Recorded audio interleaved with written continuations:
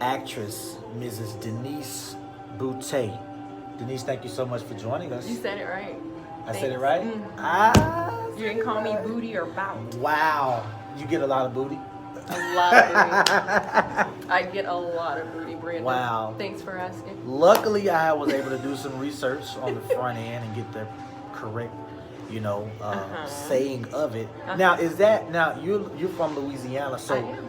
is Boutte? Is that something is that Creole? Is that a? Yeah, I think somebody would say that. Of course, you got Cajuns, you got Creole, so yeah, I would definitely say that it's a Creole, and it's very common. So is that your government name or is that your married name? That's my married name. So he's a Boutte. Boutte. He's a Boutte. That's why I always say I must really love him to take on that last name. Yeah, I don't know. I actually legally did take on.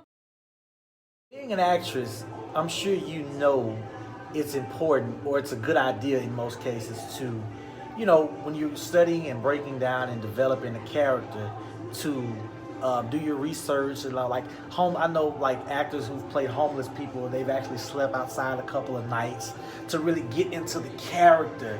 So do you think it's a good idea if you're playing a side piece to actually go and be somebody's side piece for a couple of days or for a couple of weeks or for the duration of the shoot, just to really Yeah, if I wanted to get divorced, sure. Absolutely. No, you see, this is a job. Side piecing is what I do, right? Okay. So when it comes to characters, I'm either stealing men or stealing money. So most of my characters, it's just a natural thing at this point.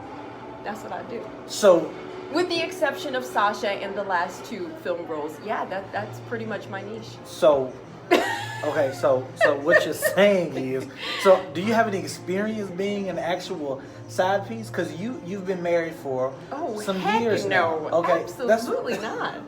That's why I'm still married. Okay. Yeah, but I will say this: it's kind of interesting and thrilling, I guess you would say, to put myself into another character's shoes and do something that I wouldn't necessarily do in real life. So it's kind of fun. It's kind of, exciting or whatever to kind of live vicariously through my characters, the what if side of things. So do you believe it's kind that? of fun, yeah. Okay, so are you just your character on set, or do you live out your character even when the cameras are not rolling? Well, you can't be fake it. When they say cut, but with that said, whenever it comes to a dramatic role, when it comes to something of that nature that requires a lot of emotional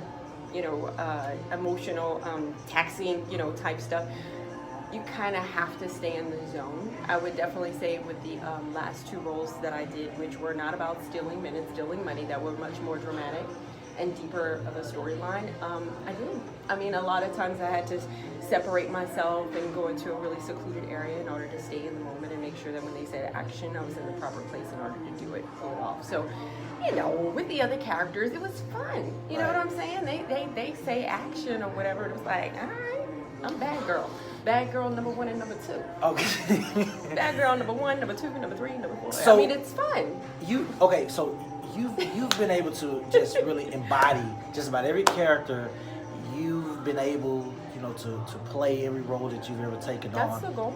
But from my understanding, and I could be wrong, but from the outside looking in, acting doesn't look like it was the first life choice for you, because it was not. Okay, so what was exactly?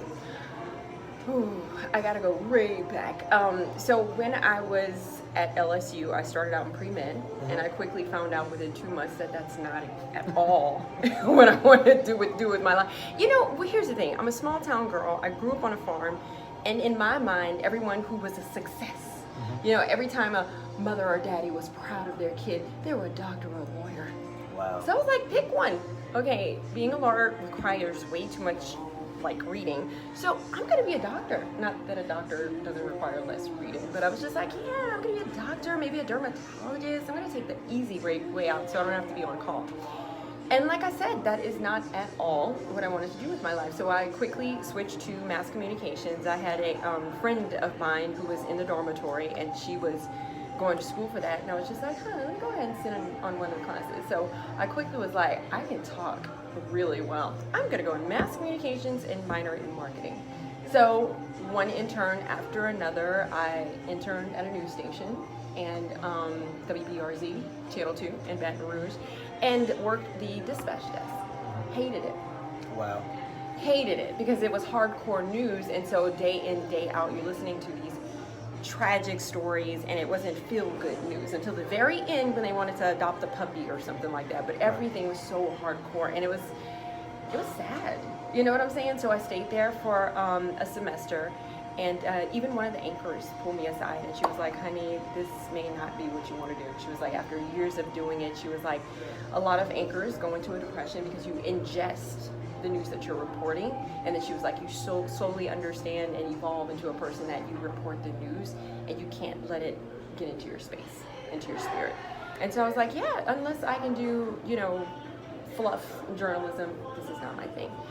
Then I went into advertising, did several internships doing that, and one of the places in Dallas, Texas offered me a job right out of school. So the day after graduation, I packed my bags and boom, loaded up the truck and moved to Dallas, Texas.